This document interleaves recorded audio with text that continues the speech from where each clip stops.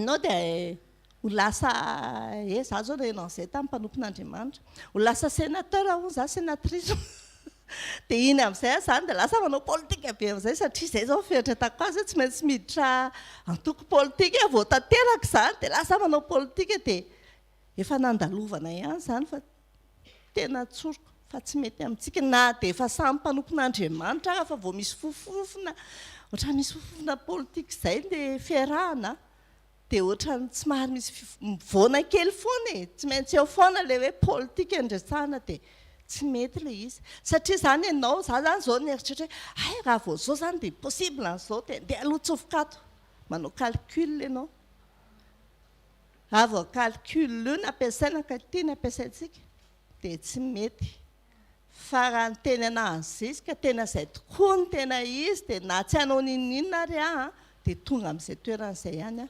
amen izay aloha izany some miandry ana sénateur daholo nareo fa tsy any anaty saiko mihitsy izany fa sendra henoko tamin'ny olona izay ny teny anazy izay fotsiny amen ndoantsika tsy forcé an'Andriamanitra alohantsika tsy forcé an'Andriamanitra hoe izao no tiako dia tsy maintsy ataonao izay fa avelao Andriamanitra anao izay tiany ataony amin'ny fiainantsika tsirairay avy amen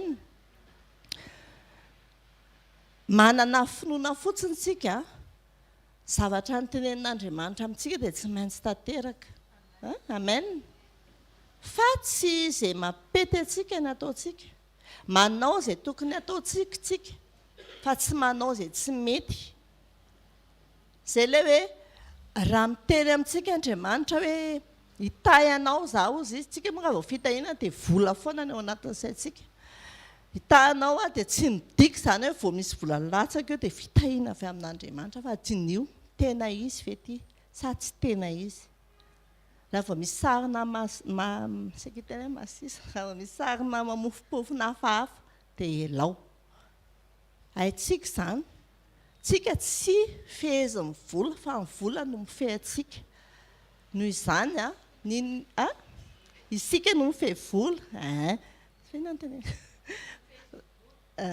isika no mifehy vola fa tsy tsika ny fehezin'ny vola raha vao izay dia andevozon'ny vola tsika dia eo ilay tsy mitsahatra mihitsiny tena tsy mitsahatra fa dia nitady volana mamaika atsika ary ny tenin'Andriamanitra ohatra ny voavaky voamaly izay hoe tsy mety ampy mihitsy izy io mitombo io dia mitombo koa ny filana dia raha tsy manana fanahy masonao dia mitombo izy raha mitombo arifolo izy dia arifolo ny filanao dia raha tsisy fanahy masonao dia lasa 10 ilay filanao dia inona ny aorianan'izay lasa mitrosa ianao lasa manao kolikoly ianao lasa manao zavatra tsy mety ianao fa rehefa manana ny fanahy masonao dia angatao ny fanahy masonao apio izay aigere an'io zavatra io fa tsy eo ny hitondra anay atonga anay anota eo amasonao Andriamanitra amen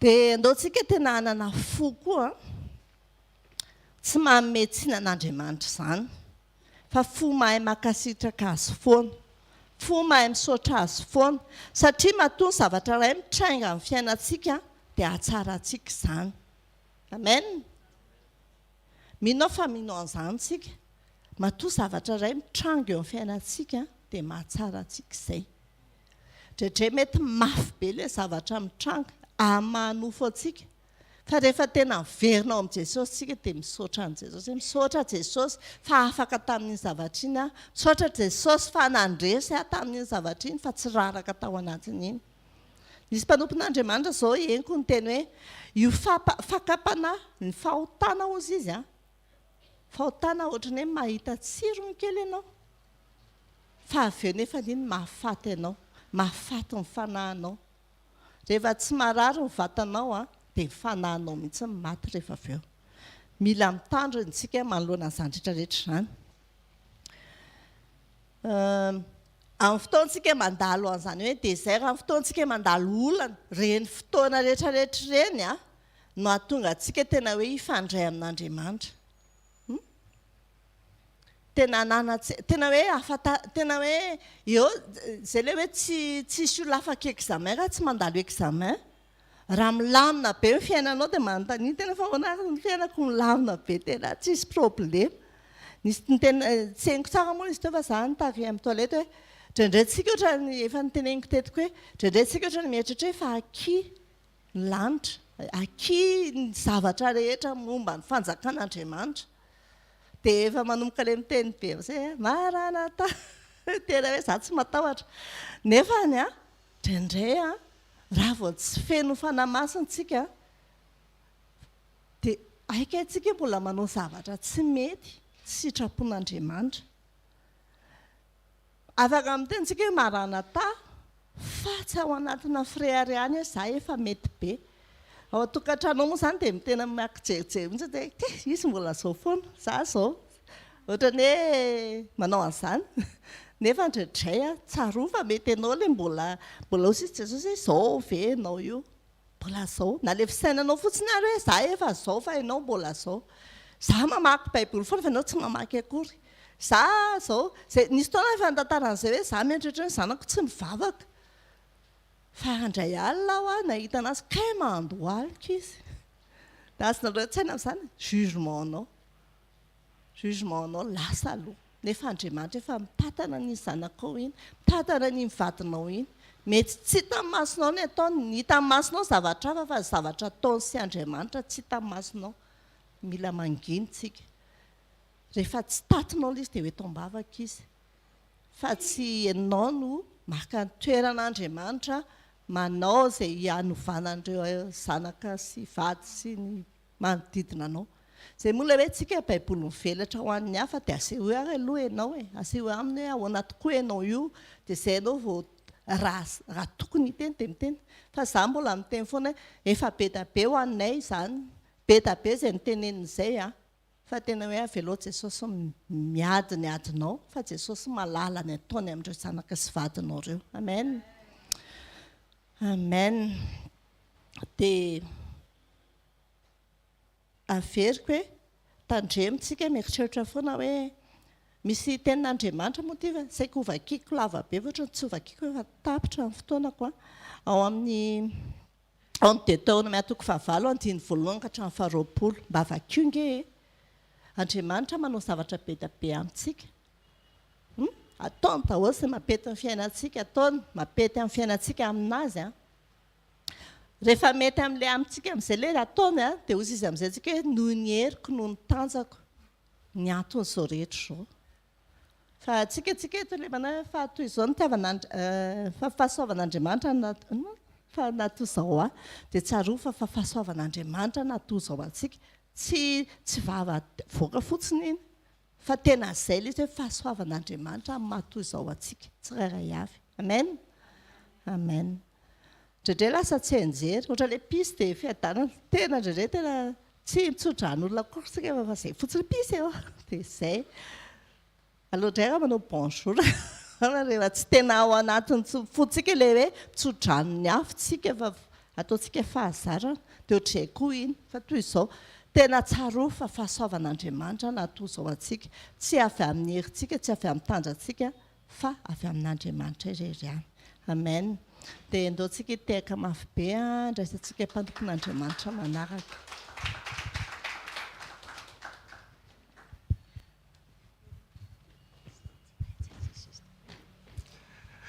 Tahin'Andriamanitra daholo. Misy teny Jaona 5:12, Jaona toko 5:12 dia ny 9:7 ny anaran'i Jesosy. Raha miray amiko ianareo ka mitoetra ao anatinareo ny teniko dia angatao izay tianareo na inona fa ho tonga aminareo izany. Amen.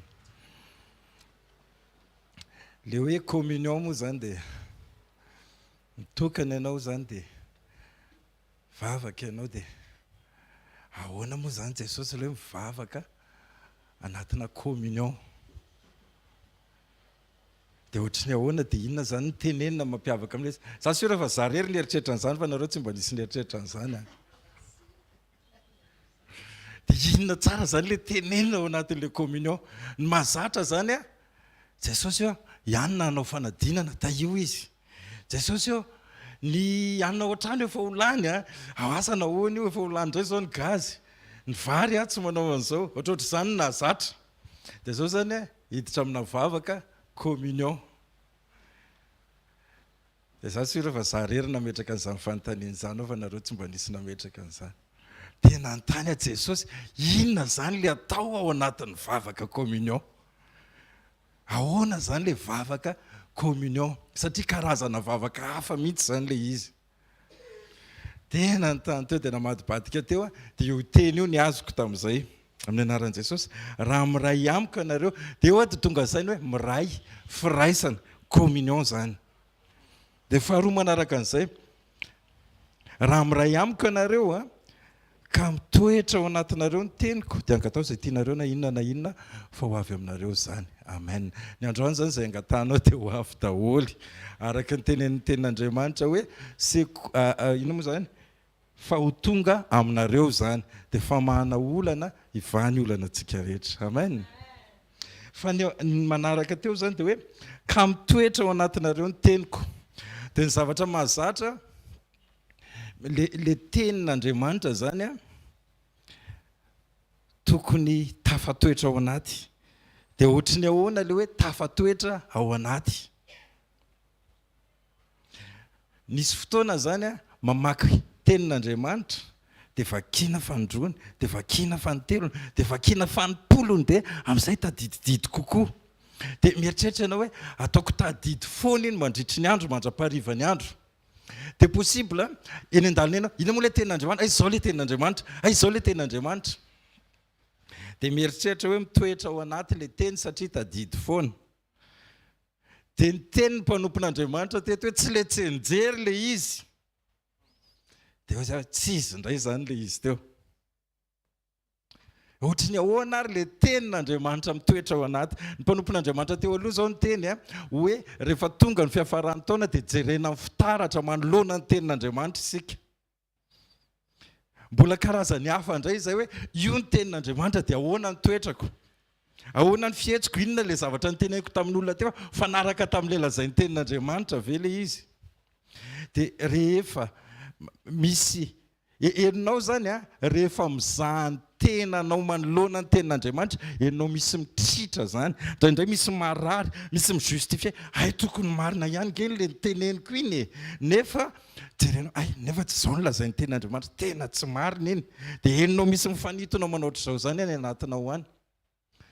Fa misy fotoana amin'izay io tenin'Andriamanitra io velombelomon'ny fanahy masina hitoetra ao anatinao. Dia heninao mihitsy hoe miaina zany teny zany mitarika anao le teny dia heninao hoe mameno anao mihitsy le teny.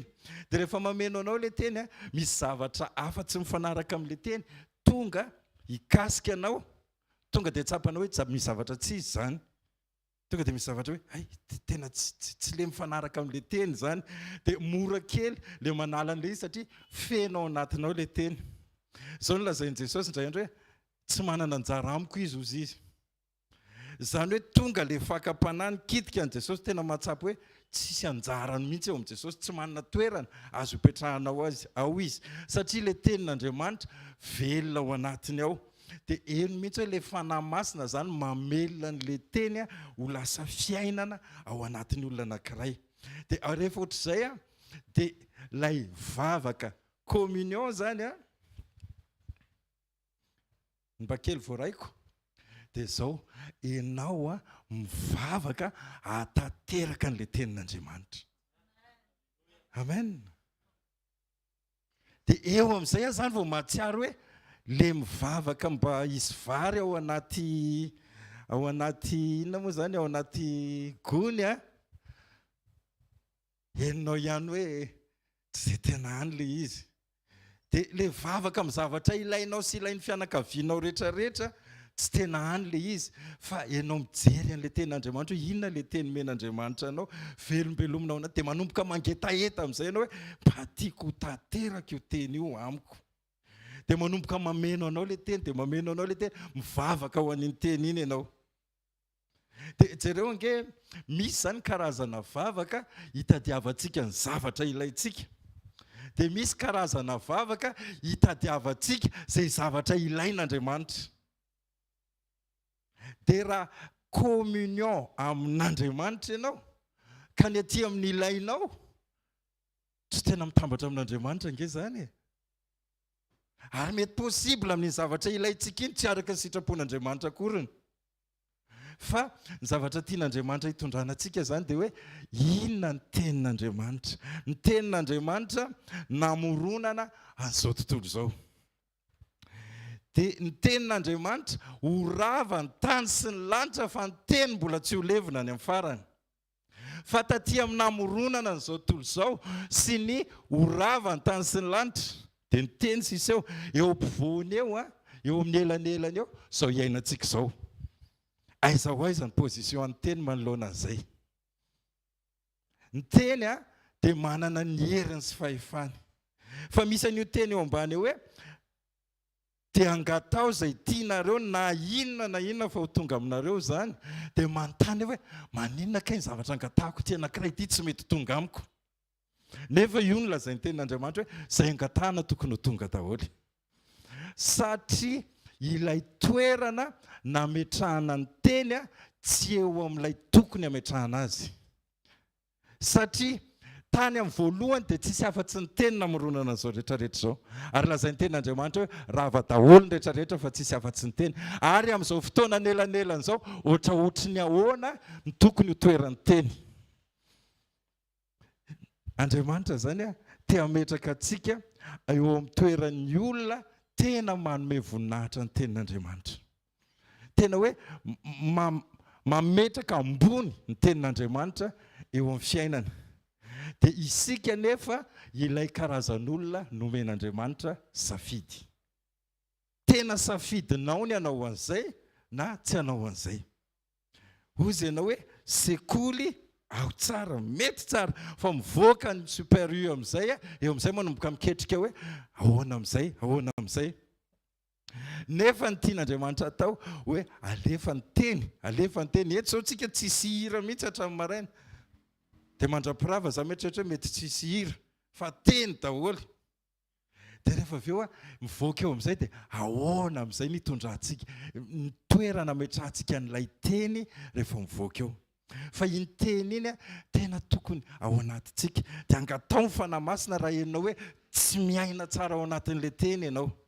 Mangatao fanahy masina raha henonao hoe mifandrirotra amin'ny fiainanao ilay teny hoe maharary aza ny teny zany. Rehefa maheno an'ilay izy dia henoko mihitsy hoe maharary aho. Misy fotoana ny apôstôly milaza an'izany tsy ny tsara izay sitrako izy ny vitako. Satria mbola misy mifanitona ao anaty ao. Dia mbola misy zavatra efa voarainao hoe tsara be, mety be, manao zavatra ianao tsy ny zavatra vita nefa. Dia hoe toambavaka ny tenanao. Dia hoe toambavaka mihitsy ameno anao ny fanahy masina, amelona n'io teny io, ho velona ao anatinao. Dia henonao mihitsy rehefa izay misy mesazy hafa, tonga dia voasakana hoe tsy izy ilay izy. Satria fantatrao ilay ao anatinao ary mameno anao ilay ao anatinao. Dia misy an'izay zavatra izay tiako hoe mba hifampizarana amintsika hoe ny ainako ilay hoe ohatry ny ahoana ka ilay hoe miray ao anatin'ny vavaka.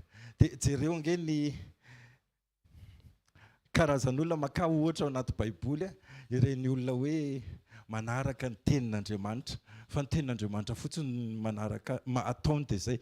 Rehefa nyresan'Andriamanitra no hoe manamboara samby fiara tsisy afa-tsy izay ny tao anatin'ny sainy. Tena tsy nieritreritra zavatra hafa izy hoe eny ao ary voaray izay Andriamanitra fa aleo amin'ny anina manao an'izay fa mbola anao an'izao aloha. Fa nino tonga dia hoe io ny fatoana zao ny atao dia lasa. Dia ny zavatra rehetra nyresan'Andriamanitra amin'ny fotoana ohatr'izao ianao dia anangona ny biby tsiroaroa. Rehefa fotoana ohatr'izao ianao dia hiditra ao anaty samby fiara. Rehefa fotoana ohatr'izao dia akatonao ny varavarakely. Dia tena hoe inona moa zany? À la lettre mihitsy. Dia izay ny zava-dehibe taminao. Dia vita ny herim-po ve zany? Vita ny saina ve zany? Tsy vita zany fa tena ianao mamelombelona izay lazain'Andriamanitra amin'ny vavaka ao anatinao. Dia mangataka amin'ny fanahy masina tena anoritoro izay endrika fanoherana ao anatinao, izay endrika mety hoe miteny Andriamanitra dia ianao indray lasa mpitsara an'Andriamanitra. Ohatran'ny marina ve sa ohatran'ny diso? Sao dia tsy mety zany. Zany rehetrarehetra zany zany mila toerina ao anatintsika eo daholo dia mivavaka dia mangataka amin'ny fanahy masina andravaravana zany tonga dia ilay karazan'olona mety le mino be ohatrandry Abraham tonga dia mino fotsiny karazan'olona ohatraohatr'izay ny itiavan'Andriamanitra antsika ametraka ny teniny no ambony ny zavatra rehetrarehetra dia rehefa manomboka amin'izay ohatra ny adinonao mitondra mibavaka ny karazan-javatra rehetra fa manomboka ilay ahatanterahany teny aminao no entinao mibavaka dia izao no lazain'ny tenin'Andriamanitra hoe nao tsy hangataka an'izany nareo fa anaraka fotsiny izany rehetrarehetra izany ozy ny tenin'Andriamanitra. Tsy le hoe hosotroana, hohanina, tafiana, tsy reny rehetrarehetra reny intsony zany tena hoe ifatoanao fa reny lasa manaraka ho azy rehefa avy eo fa ianao lasa mifantoka amin'ny hoe ahoana ny hahatanterahany sitrapon'Andriamanitra. Oka ho zava-dehibe amintsika izay sitrapon'Andriamanitra eo amin'ny fiainantsika. Oka tena hifantoka manokana hoe inona ny lazain'Andriamanitra amiko, ahoana tompo ny ahafahako mitoetra mendrika anaraka anao anatin'izany, ahoana ny tsy hanoerany atao anatiko an'izany zavatra zany, ahoana ny tsy hanoerany fihetsiko sy ny fiteniko sy ny fieritreretako an'izany rehetrarehetra izany. Dia izany no entintsika eo amin'i Jesosy, izany no entintsika. Dia jereo daholo ny mpanompon'Andriamanitra nanaraka ny tenin'Andriamanitra fa Andriamanitra nahatanteraka sy nahalavorary ny fiainany rehetra tao anatin'izany. Amen. Mety mandalo zavatsarotra ianao fa izao andao hitodika any hifantoka any amin'izay lazain'Andriamanitra tsika. Andao moa hatramin'izay zany tena nianatra hoe jereo ny tenantsika, jereo isika fa andao indray izao hijery ny sitrapon'Andriamanitra hoe any ny fatoana, ahoana ny hahatanterahany io. Tsy izaho no hahatanteraka an'io, tsy olombelona akory ny hahatanteraka an'io fa izy Andriamanitra, fa ilay position antsika mba tsy hifanohatra amin'ilay izy. Sanatria mifanohatra amin'ilay sitrapon'Andriamanitra ny toerana misy antsika dia isika indray lasa tratra farany eo. Fa isika miara-mamindra amin'Andriamanitra. Fa isika eo akaikin'i Jesosy. Tena hoe miray amin'Andriamanitra tanteraka. Enganie ny ten'Andriamanitra tena ameno anao tokoa. Ndao tsika hitehaka indray andray ny mpanompon'Andriamanitra manaraka.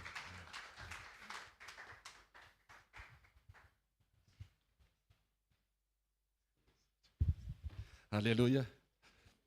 Ndao tsika hivavaka kely raha eo amin'ny anaran'i Jesosy misaotra anao zahay. Misaotra tompony amin'ny fitiavanao sy ny famindraponao. Misaotrany amin'ny fanohananao amin'ny alalan'ny teny Andriamanitra. Misaotrany amin'ny mpanomponao tsirairay avy izay ampitondrainao ny teninao ihany koa. Mba hahafahanay manamboatra ny fomba fijery, ny fomba fiainana, ny fomba fisainana mba hifanaraka amin'ny fisainanao. Mankasitraka ray, fenoy anao indray ny tsirairay avy. Fenoy ianao ty toerany ty fanahy masina amin'ny anaran'i Jesosy. Amen. Amen. Fizarana fohy alohan'ny hakaran'ny mpanompon'Andriamanitra. Fohy, fizarana kely. Inona ny olana? Ny tena olana dia tsika maka ny toeran'Andriamanitra. Tsy hoe manao Andriamanitra fa maka ny toeran'Andriamanitra. Jerevy ny tantaran'ny zanak'Israely. Rehefa nomeny Mosesy ny afatra avy amin'Andriamanitra hoe zao atao, dia tsy nanaraka ny zanak'Israely fa izy ny te hibaiko an'i Mosesy hoe zao no tiana atao, dia lasa tsy mifanaraka eo foana.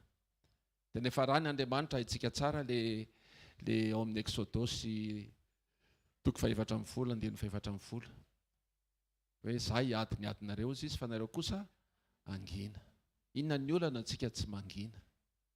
Tsika te hanao zavatra, tsika te handroso. Tena ny zavatra tsapa dia be da be, mila mandiny teny tsika, fa misy usurpation de titre sy usurpation de fonction ataotsika eo anatrehan'Andriamanitra. Izay zavatra tokony ataon'Andriamanitra dia tsika mialoha lalana.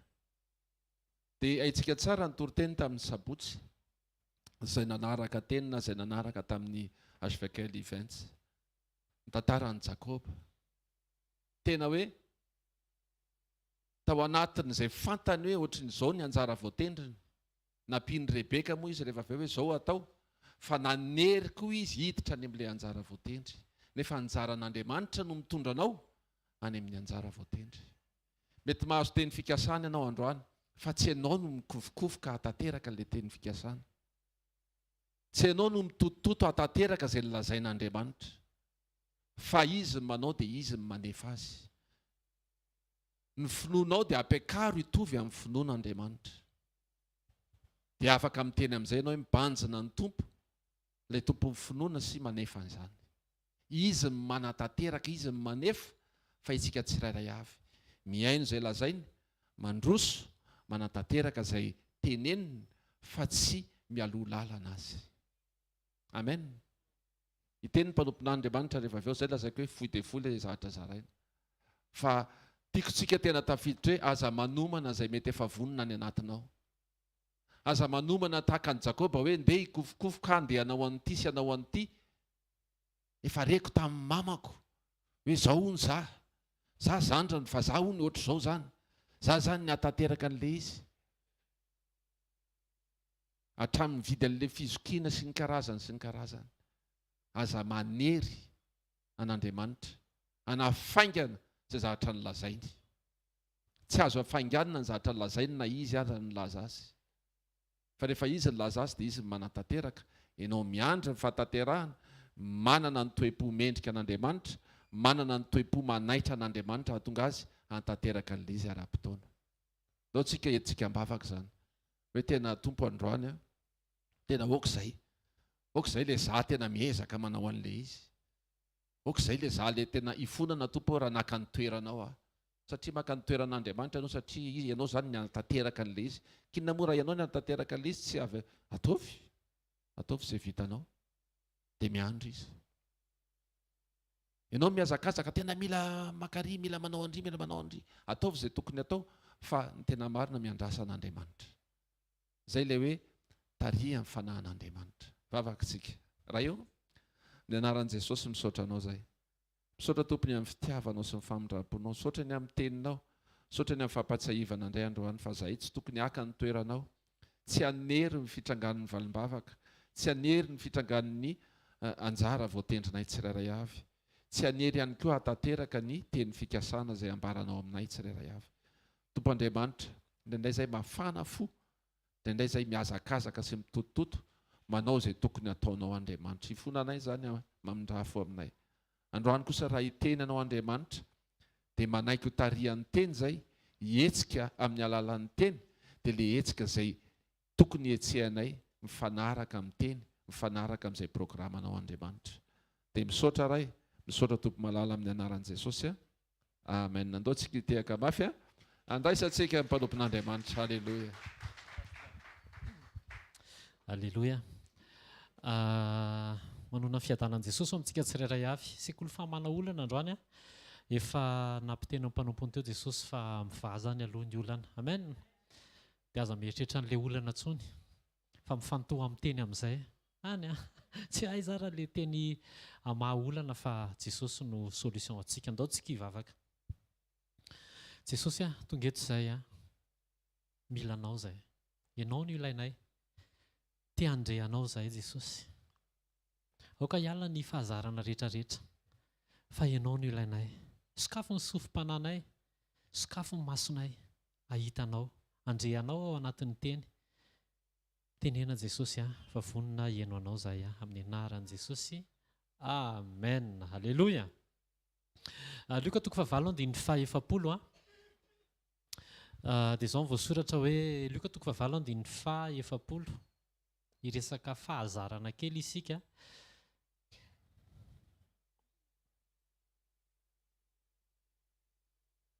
Luka 9:5 dia izao voasoratra. Ary no tafaveriny Jesosy dia nandray azy tsara ny vahoaka, fa niandry azy avokoa izy rehetra. Dia nitoy any tantara, misy an'i Jairo ao, misy an'ilay vehivavy nitsidrana nandritra ny 12 taona. Ao niandry an'i Jesosy ny olona. Dia rehefa tonga Jesosy dia falifaly daholo ny olona, dia nandray an'i Jesosy tsara daholo ny vahoaka, fa niandry an'i Jesosy. Nagaga tao anatin'io tantara io dia tsy ilay olona niandry an'i Jesosy, tsy ilay olona rehetrarehetra niandry an' Jesosy, nifantoha an' Jesosy, tsy izay faly nandray an' Jesosy, fa olona anankiroa ary voalohany tsy ilay niresaka tamin'i Jesosy fa olona sendra nikasika an' Jesosy. Ao anatin'ny fiarahana amin'i Jesosy indraindray misy fahazarana mila hovaina. Aleloia. Faly mamonjy sekoly tsika. Tena enthousiaste be vao maraina. Hay misy sekoly androany. Tsy tafafo maraina dia tonga aty amin'ny sekoly. Tonga eto nefa indraindray le nidirana teto ihany no hivoahana eto. Tahaka an'ilay vahoaka faly mandray an' Jesosy. Jairo sy ilay tovovavy tsy nitovy tamin'izay ny zavatra niainany fa nandray kasika manokana tamin'i Jesosy. Manaitra antsika ny teny androany, tandremo fahazarana miona amin'i Jesosy. Aleloia. Ozy izy ny teny ao amin'ny Amosa 1:1-20. Alako, eny laviko ny andro firavoravona ary tsy hoanitra kasitrahana amiko ny firavoravonareo masina. Dia misy teny ao amin'ny Isaia 1:7-7 aza mitondra fanatopona intsony, fofona fahavetavetana amiko izany alako ny fivoriana masina ary aroaparatsiana. Isan'andro tsika dia mila manana antoka fa izay asain'Andriamanitra atao ihany no ataontsika. Aleloia. Isa-maraina dia mila fantatritsika inona ny zavatra andrasan'Andriamanitra amiko androany. Dia any amin'izay azakazahana tsy hoe tadiditsika fa vao eo ve moa pasteur tantely niakatra teo dia tsy ho tadidy ve moa ilay teny hoe misy teny mila imasoantsika, mila apetrakintsika ambony mihoatra noho ny zavatra rehetra. Aleloia. Mila manana antokontsika fa izay asain'Andriamanitra atao ihany no atao. Izay mahatonga Jesosy milaza Jaona 8:29 fa patsiahivana ihany ty amin'ny voalohany ity, izay naniraka dia eto amiko. Tsy nandao aho irery izy, Jaona 8:29, satria izany nanao izay sitrany mandrakariva. Misy ny sitrapon'Andriamanitra asainy ataontsika amin'ny fotoana rehetrarehetra. Fa raha vao zarytsika miaraka amin'Andriamanitra dia diso an'ilay sitrapon'Andriamanitra dia lasa mandeha ampahazarana eo amin'ny fiarahana amin'Andriamanitra. Isan'andro koa tsika dia manana antoka, mila manana antoka fa tarihan'ny fanamasina amin'ny fotoana rehetrarehetra. Raha ohatra zao hoe Efesiana 5:18 dia zao voasoratra hoe aza ho mamy divay ianareo fa amin'izany dia misy fanaranam-po amin'ny ratsy. Dia inona ny toyany? Fa aoka ho fenona ny fanahy. Tsika rehefa mivavaka isan'andro, mivavaka amin'ny fo vao maraina dia inona? Fenoyanao fanamasina, fenoyanao fanamasina. Miala eo tsika mahatsapa hoe feno ny fanamasina dia mandritra ny andro dia ahoana? Dia feno ny fanamasina ve? Indraindray mitsika eny. Raha miteny ny ray aman-dreny vao maraina hoe miakanjo ianao. Raha midika teny fototra mantsy dia hoe soyez remplis du Saint-Esprit. Le soyez ohatrany hoe amin'ny fotoana rehetra zany dia mila feno ny fanamasina. Raha miteny ny ray aman-dreny amin'ny zanany vao maraina hoe miakanjo ianao vao miala eo dia inona ny ataon'ny zanaka? Manao akanjo dia lasa mandeha. Fa tsy hoe vao miala eo dia asorony ilay akanjo. Izany hoe le tsika feno ny fanamasina mila amin'ny fotoana rehetra mila feno ny fanamasinatsika. Amen. Tsy hoe feno ny fanamasina ny ala tao an-trano dia rehefa mivoaka teo namintsika ary ny fanamasina iny dia fa tsy izay ny angatan'Andriamanitra amintsika fa mila tsika ho tarihan'ny fanamasina amin'ny fotoana rehetra. Amen. Noho izany mila zany tsika amin'ny fotoana rehetra tena tsy varim-bariana. Ny fahavarim-barianana dia mampitsika ny aim-panahy. Ny fahavarim-barianana dia mampiena ny fatran'ny fanamasina ato anatintsika. Aleloia. Isan'andro koa tsika dia mila manana antoka fa faly amintsika Andriamanitra. Amin'ny fotoana rehetra fa tsy hoe isan'andro. Isan'andro mantsy ohatrany hoe manenjika kota hoe efa faly amiko Andriamanitra tamin'ny maraina dia feno izay ny androany. Fa amin'ny fotoana rehetra faly amiko ve Andriamanitra ny amin'ny zavatra ataoko. Amin'ny fotoana rehetra faly amiko ve Andriamanitra, mahazo aina amin'ny alalako ve Andriamanitra amin'ny zavatra teneniko. Antoka fa eo amiko Andriamanitra. Tsy confession io.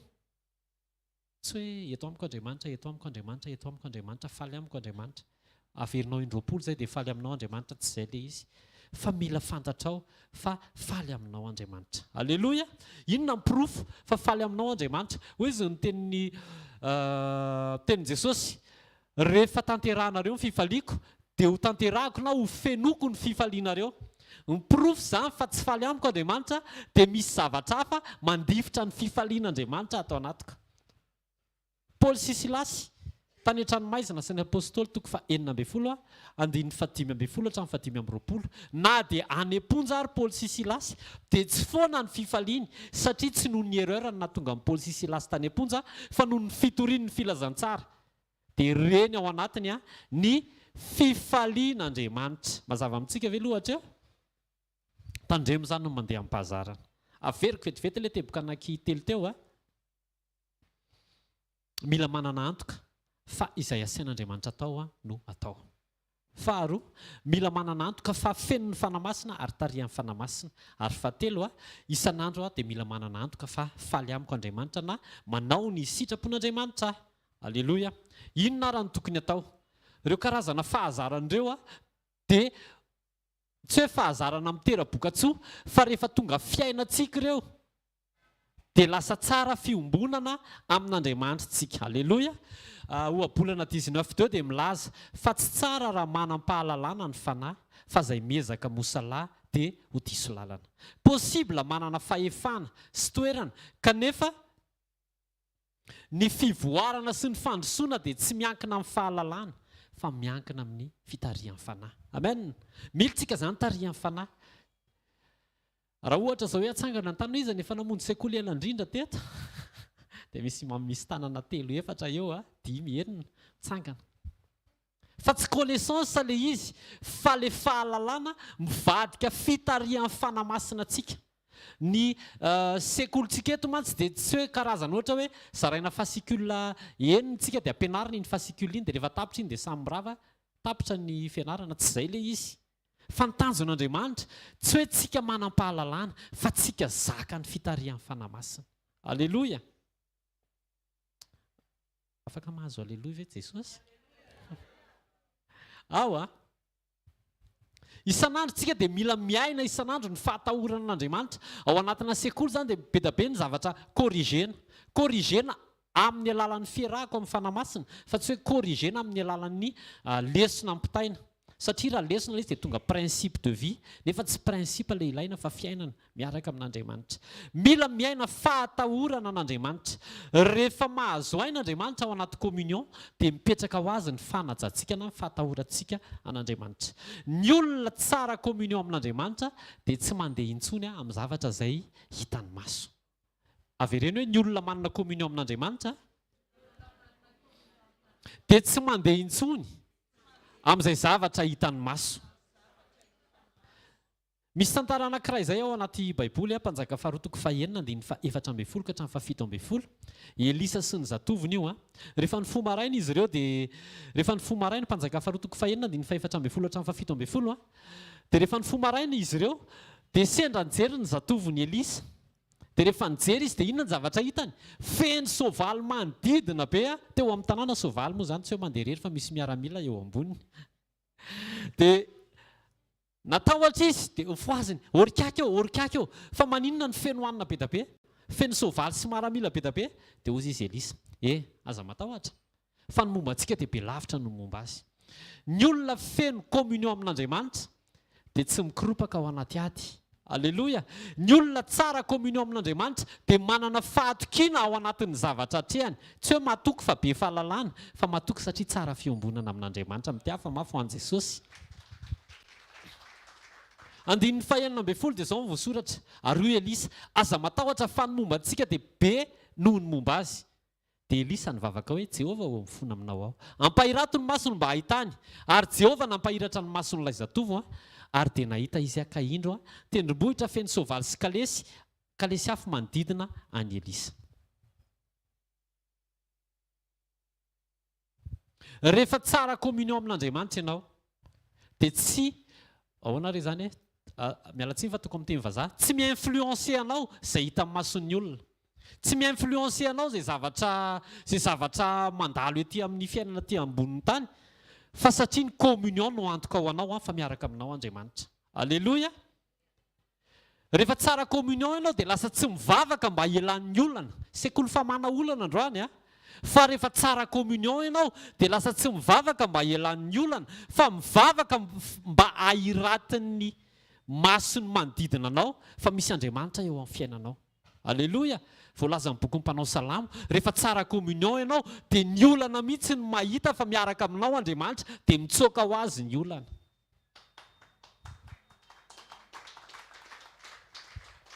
Alleloia. Ny olona tsara communion zany dia tsy mamelanja ny olana fototra. Zay karazana problema mampikaikaika an'izao tontolo izao dia tsy ahoanao zany. Fa ny masoanao izy pasteur Aina tantely teo, ny fifandraisanao amin'Andriamanitra, misy teny mahatery an'Andriamanitra zay, dia zay ny hazakazanao ny hataterahan'izay eo amin'ny fiainanao, fa tsy mamaha ny olana an'izao tontolo izao ianao. Anontaniana eo akaikinao, ny olana iza ny mamaky anao e? Aleo ny olan'Andriamanitra mivahana fa aleo ny olan'izao tontolo izao reto hoe andao hiazakazaka amaha ny olan'Andriamanitra. Andao omena lanja ny fanatrehan'Andriamanitra. Alleloia. Rehefa ampy ny communion anao dia tsy manome lanja problème ianao, fa vavaka mba hisokafan'ny mason'ny hafa, mba hiombona amin'Andriamanitra zay. Ahoana re zany lasa mivavaka ianao Jesosy ataovy tsara fiombonana aminao, ataovy tsara fiombonana aminao iny olina ka tsy ho taraika ao anaty olana. Tombony anao ange zany. Alleloia. Elia tsy niresaka tamin'ilay zatovy hoe tena calme ianao rehefa tsara communion Elia azafady fa tsy Elia, tonga dia niresaka tamin'Andriamanitra hoe sokafy ny masony mba hita ny fomba an'Andriamanitra. Amen. Alleloia. Tandremo fa eto tsy hoe mpanompon'Andriamanitra nresahana hoe mila connecté amin'ny mpanompon'Andriamanitra ianao, fa tonga dia Andriamanitra satria ny azo fijaliana tsy azo andrimbinana. Amen. Tsy fahazarana noho izany no ilaina fa fanavozana. Izay moa tonga ny Romana 12:12 mandehana amin'ny fanavozana ny saina. Antsika koa moa izao anatin'ny fanavozana refondation. Tsy fahazarana no ilaina fa fanavozana. Inona no avozana? Isan'andro dia misy zavatra mila avozinao. Amin'ny fotoana rehetra dia misy zavatra mila avozinao eo amin'ny fiarahana amin'ny Jesosy. Averiko raha mitena hoe isan'andro, tsy hoe kota indray mpandeha isan'andro dia tapitra ilay izy. Fa amin'ny fotoana rehetra io zavatra io dia mila avozinao isan'andro. Avozinao amin'ny fotoana rehetra fa tsy isan'andro azafady. Avozy amin'ny fotoana rehetra ny fanorantenanao. Tandremo sao dia rehefa miteny hoe avozy dia tandremo zany sao dia latsaka niala tamin'ilay zavatra tokony natao. Ny fanolorantena dia mila avaozina amin'ny fotoana rehetra. Rehefa mandeha ny andalantsika dia misy fotoana latsaka ohatra ny maso ny silifatra na ny tsipalitra nijery zavatra tsy tokony hojerena, dia mila averina ao amin'ny antom-pisiny ny maso hijery an'Andriamanitra. Iny tsy andrasanao ara-pitso maraina raha riva alohan'ny atory hoe Jesosy amifona aminao tamin'ity masoko ity fa tamin'ny enina maraina izy variana nijery an'izao. Fa tonga dia voalatsaka dia miverina dia mivavamba tsy ho latsaka intsony. Izay voalazan'ny Timoty 2:2-5 mahazo ny atao hoe mazoto dia amin'ny fotoana rehetra dia ao foana ianao e. Alleloia. Rehefa nareo mivady tamin'ny mbola niaraka dia vao mivady dia mazoto manao biso. Mazoto. Fa zao indray mandeha, tsy haiko hoe indray mandeha isakin'inona vao mba misy biso. Timoty 2:5 mazoto manolotra ny tenanao an'Andriamanitra. Izany hoe tsy tokony ho reraka zany tsika manolotra momba antsika ho an'Andriamanitra. Mila avozina ihany koa ny fianonana ny fandrenesaka ao an'Andriamanitra amin'ny fotoana rehetra. Tsy zatra mandeha an'Andriamanitra. Inona no hoe zatra mandeha? Ohatra, ty mety anina. Zatra mandray teny fananarana. Zatra mandray teny mpanitsiana. Tonga eto andeha ho itsina indray. Iteny indray zao pasteur hoe amboariny ny communion anao. Zatra mandray fa tsisy fampiarana an'ilay teny dia lasa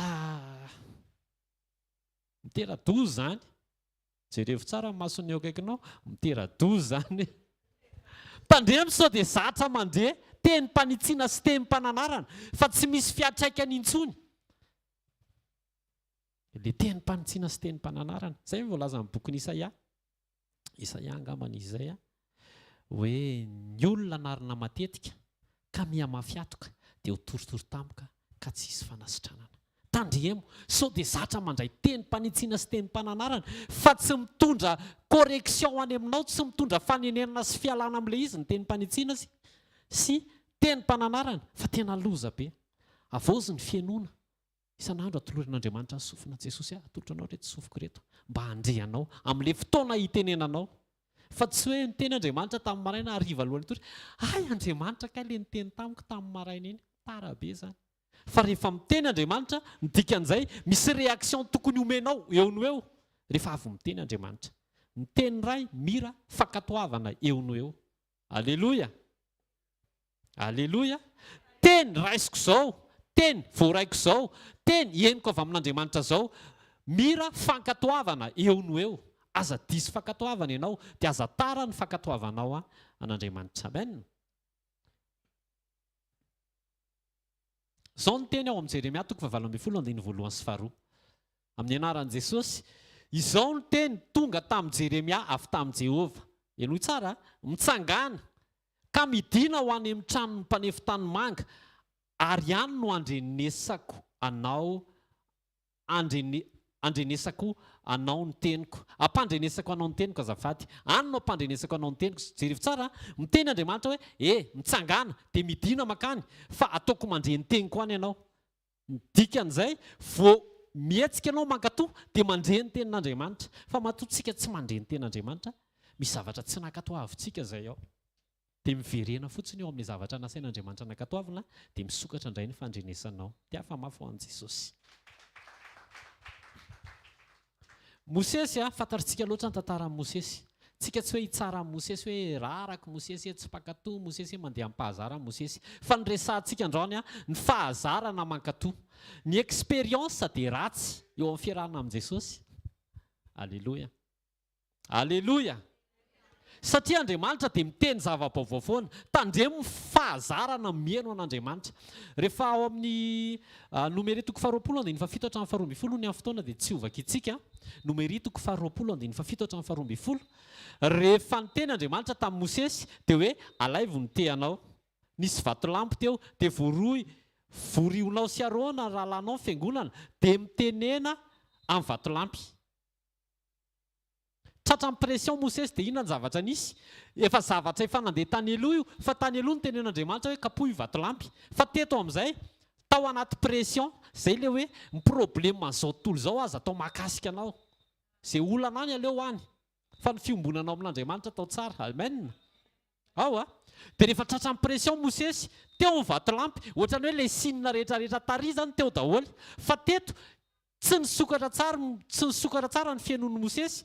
Andriamanitra ny teny hoe teneno ny vatolampy. Fa tsy hoe kapohy ny vatolampy. Rehefa tratran'ny pression ianao dia manaonao foana. Izay mahatonga antsika tsy mandray décision ao anaty pression. Fa mila mihaino an'Andriamanitra aloha, mila miverina tony tsara aloha. Rehefa ao anaty pression, ajanony any aloha, hodio mitapy. Teneno akaikinao hodio fanina hoe. Rehefa ao anaty pression, ndana aloha miombona amin'Andriamanitra. Izay mahatonga Davida ao anaty pression, tsy nahoany izay vady amanjana ny lasany Amalekita tany, fa lasa izy naka efôda, dia nisalotra efôda, dia nitodika teo amin'Andriamanitra. Rehefa ao anaty pression, tsy mamaolana ny prioritaire, fa mila mihaino an'Andriamanitra ianao. Amen. Tonga dia mila kalma tsara, mila mahazo antoka ianao fa niteny taminao Andriamanitra, dia izay ihany no atao. Dia rehefa ao anaty pression, tsy voatery ilay pression ny résolu rehefa avy mihaona amin'Andriamanitra ianao. Fa rehefa mandray teny avy amin'Andriamanitra ianao dia misy fitsarana izay ao am-ponao. Izay miprofo fa avy nihaona tamin'Andriamanitra ianao. Amen. Nataon'i Mosesy teto tonga dia nalain'ilay izy teo daholo ilay zavatra hitany tany amin'ny lasa, ohatrany hoe zavatra efa hitako ity izao no nanaovako azy tary. Tonga dia navery Mosesy ilay izy indrisy janona teo izy.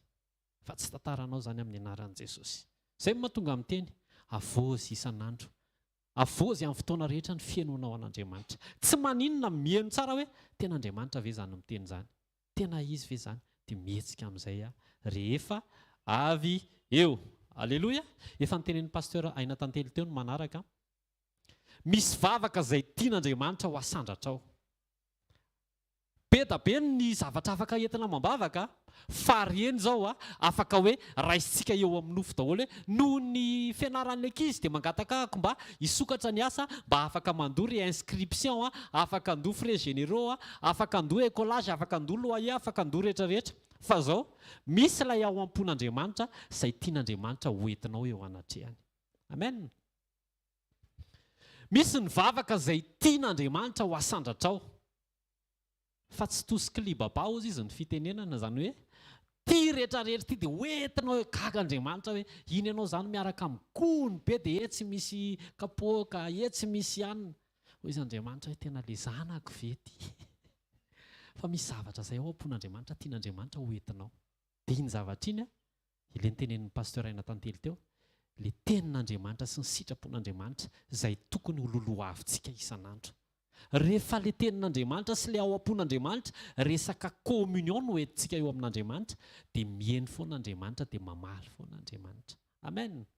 Amen. Jaona voalohany toko fadimy andininy efatra ambin'ny folo sy fadimy ambin'ny folo. Efa haintsika tsy enjery io fa averiko vakiana amin'ny anaran'i Jesosy. Jaona voalohany toko fadimy andininy efatra ambin'ny folo sy fadimy ambin'ny folo. Ary izao ny fahasahiana anantsika eo anatrehany raha mangataka zavatra araka ny sitrapony isika dia miaino antsika izy, ary raha fantatsika fa miaino antsika izy na inona no angatantsika dia fantatsika fa azontsika izay angatantsika aminy. Inona ny sitrapon'Andriamanitra izay niteneniny? Aleloia. Andriamanitra tsy hiteny zavatra tsy sitrapony zany fa izay niteneniny ny sitrapony. Izay mahatonga an'ilay Jaona 15:7 teo hoe raha miray amiko ianareo ka mitoetra ao anatinareo ny teniko dia angatao izay tianareo, ohatra ny mahita entre parenthèse kely ao anatiny hoe mifanaraka amin'ilay niteneniko. Angatao izay tianareo fa ho tonga aminareo zany. Amen. Misy vavaka apetraky ny fanamasina ao anatinao. Misy fotoana olona na sujet tsy eritreretinao mihitsy mandalo kely. Tsy hametraka an'ity fanontaniana ity fa mino fa tsika rehetrarehetra efa anaty problème daholo indraindray. Indraindray mandalo problème kely. Dia rehefa anaty problème dia mitondra ambavaka olona. Rehefa misy olona manantona anao hoe pastera, na tsy pastera moa fa ranabavy na rahalahy, za mba ho eto ambavaka ohatran'izao. Dia rehefa hoentinao mambavaka ilay olona, tsy voatery eo amason'ilay olona koa. Dia rehefa hoentinao mambavaka ilay olona dia inona ny zavatra mitranga? Mivavaka ho an'ilay olona ianao problème mitovy ny ianao sy ilay olona, ny an'ilay olona mivaly, ny ianao aloha mbola eo dia raha iny Jesosy mitiafa mafy ho an'i Jesosy. Ny dikan'izay Andriamanitra miandry anao hitondra mbavaka olona. Fa tsy ny ianao aloha mamaky azy, fa le toe-ponao honena ny hafa aloha. Toe-po aloha vao valim-bavaka. Aza mihazakazaka ny valim-bavaka rehefa tsy voahova aloha ny toe-po. Amen. Mino fa efa nandalo an'izany daholo tsika. Rehefa sendra tsy manana asa iny ianao dia ndana manontany olona. Tsy hoe manontany olona fa ohatran'ny mampimebe zany hoe tsy manana asa anga ianao. Fa mitondra mbavaka olona hoe mitondra mbavaka Jesosy mba tsarovy izy, mba omeo asa izy. Gaga ianao fa afaka herinandro mahazo asa ilay olona. Dia ianao tsy hizesta hoe izany mitondra mbavaka anao dia raha iny Jesosy. Tsy mizesty ianao. Fa pirofo zany fa mihaino anao Andriamanitra. Misy ny sitrapon'Andriamanitra tian'Andriamanitra ho tanterahanao. Tanteraho any amin'ny hafa aloha fa ny ianao anaraka ihany. Amen. Alléluia. Misy ny sujet de prière tian'Andriamanitra ho entinao. Misy ny vesatra ao am-pon'Andriamanitra tian'Andriamanitra ho entinao amam-bavaka. Aza le mahatery anao eo amin'ny foana akory ny hazakazahana. Fa ndao hivavaka ao amin'ny fahatanterahany sitrapon'Andriamanitra. Tato ato izao dia niverina ny teny communion aloha. Izany ny teny tamin'ny larobia zatsangana ny tananao. Communion aloha. Tapitra ozy izy ny fitomanina. Tapitra ny fampahoriana.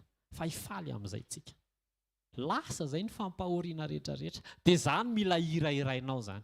Tsara be ilay teny fikasana ho an'ny taona 2026 fa ny faranan'ny mpanompon'Andriamanitra ilay izy communion aloha. Alléluia. Io olana io zany farany eo. Nareo ohatra ny tsisy mime mihitsy tsy inonako. Tsy haiko miatrika be daholo anga. Io olana io ny farany io rehefa niteny Jesosy hoe efa tapitra dia efa tapitra io. Mba minoa an'izany. Fa aza mihazakazaka any amin'ilay fahataperan'ilay olana. Fa nisy zavatra niteneniny izao communion ampahafantarin'ny olona fa fiombonana ny secret. Rehefa tsisy secret zany rehefa tsisy fiombonana zany tena mbola mafimafy ka ahoana mbola vonona ve? Izay vonona mandeha izy pasteur Volol. Communion aza mihazakazaka ny fahataperan'ilay olana. fa miazaka zany anaty communion. Omeo zay mahafaly an'Andriamanitra dia ho hitanao fa taona tsara ho antsika ny ambony rehetra. Voalaza ny ten'Andriamanitra ihany koa fa ny farany raharaha dia tsara lavitra noho ny fiandohany. Ao anatin'izao 15 andro farany amin'ny taona 2025 izao tsara ty farany taona ity. Ary tena tsara ty farany taona ity. Aza mamy divay. Amin'izany dia misy fanaranam-po amin'ny ratsy. Faoka ho fenon'ny fanahy amin'ny fotoana rehetra. Amen. Ndao tsika hitsangana dia isaora an'Andriamanitra ny amin'ny teny. Misaora an'Andriamanitra, sokafo an'Andriamanitra ny fankatoavanao. Avelao fotsiny Andriamanitra hitarika anao. Aoka ianao fenon'ny fanahy dia avelao ny fanahy masina hitarika anao any anaty fankatoavana. Omeo ny décision dia aleo ny fanahy masina hitondra anao amin'izay hanempon'Andriamanitra. Ray amin'ny anaran'i Jesosy mankasitraka anao izay. Misaotra noho ny amin'ny fotoana, misaotra Jesosy noho ny amin'ny teny, misaotra ny amin'izay taona 2025 izay ary tonga amin'ny 15 taona volana Desambra izay androany. Misaotra ny amin'ny hitantananao anay. Ifonana ny amin'ny fahazarana rehetra nanompo Jesosy. Ifonana ny amin'ny fahazarana mihaino teny, fahazarana mandray teny mpanitsiana. Fa manomboka androany izay ho fenon'ny fanahy amin'ny fotoana rehetra Jesosy hanavao ny fanoloran-tenanay. Tsy avelana hoe misy fotoana ao anatin'ny iray andro latsaka ny fanoloran-tena fa isan'andro, isa-minitra, isa-tsegonda dia anao zato isan-jato izay. Aoka ny fijery ny masonay, fifantohan'ny sainay ho any aminao amin'ny fotoana rehetra Jesosy azony zahay ho eo aminao mandrakariva amin'ny anaran'i Jesosy. Amen. Andao tiaka ho an'i Jesosy afaka mahazo toerantsika dia tatazana ny fanatitra. Alleluia. Ny fotoanantsika talata sy larobia eto dia mbola misy sekoly rapitso sekoly famana olana, sekoly fanasitranana ary amin'ny larobia sekoly tokantrano sy fanambinan-toetra. Ny alakamisy eo amin'ny shalom manomboka amin'ny 7 ka hatramin'ny 3 ora dia misy ny vavaka sy fifatikanana. Io fotoana isaky ny alakamisy io dia tena hoe tsara. Ohatran'ny fotoana rehetra ihany moa izany fa tsy hoe tsara manokana io. Dia ao anatin'io nahafahantsika mitondra mambavaka, mandiny tena. Tena hoe Jesosy ty teny ty le nampitondrainao mpanomponao tamin'izao tena tiako tanteraka eo amin'ny fiainako. Aprisiako ianao andeha amin'io fotoana io dia aprisiako koa ianao tsy andro ny fotoana alakamisy akory vao hivavaka sy hifadianana. Fa rehefa tsapanao hoe misy zavatra tsy mety, hoy izy ny tenin'ilay fomba fiteny malagasy ilay izy hoe aza mandrimandry manandraha. Rehefa tokony reglena dia regleo eo eo. Amen na? Tenenina eo akaikinao rehefa tokony reglena hoe dia regleo eo eo. Izay tokony hatsahatra eo eo dia hatsaharo eo eo. Alleluia. Tonga dia regleo. Tongava zany lakamisy raha manam-potoana ianao. Fotoanantsika azoma koa dia eo amin'ny trampokon'olana lankely manomboka amin'ny 4 zoma fanitronana eo. Amin'ny sabotsy misy fotoana manomboka amin'ny 7 sasany ery amin'ny centre HVKL bypass Yavoloha eo akaikin'ny Gastro Pizza. Ny manana fotoana manokantsika amin'ny 21 Desambra izay Krismasy mahagaga. 21 Desambra Krismasy mahagaga, roviana moa zany amin'ny herin'ny omaly. Zany hoe amin'ny lahady izao zany. Krismasy mahagaga manomboka amin'ny 2 tolakandro io eo amin'ny Espace Mira Ambatomaro. Espace Mira Ambatomaro afaka manao réservation any amin'ny pasteur Vololona na ary amin'ny pasteur Arsomba atsangana kely an-tanana tompoko azafady sao dia misy tsy mahalala reo izy mirahavavy reo. Afaka mividy ianao amin'ny sarany 60 000 ariary. Tarifa unika 60 000 ariary vonjovonjeo fa efa kelikely sisa ny billet atsika zany ve raha napasy. Amen. Alléluia, 60 000 ariary. Zay ny programantsika aza adinoina mihaino radio FM 90.8. Ny fotoanantsika rehetra eto kosa dia mandeha mivantana ary azonao jerena amin'ny fotoana izay mampety anao ao amin'ny HVKL Mission Events page FB. Zay ny fotoanantsika fa saika anao hitsangana hisaotra an'Andriamanitra no mihafatatera amin'ny fotoana androany. Raha amin'ny anaran'i Jesosy misaotra sy mankasitraka anao izay.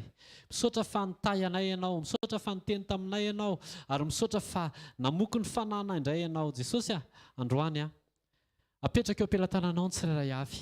Taio ny tsirairay avy Jesosy mba ho eo ambany fiadidinao. Aoka ny masonao tsy ala eo aminay. Aoka ny fonay Jesosy raikitra ao aminao. Aoka ny masonay koa Jesosy tsy hijery an'izao fiainana izao.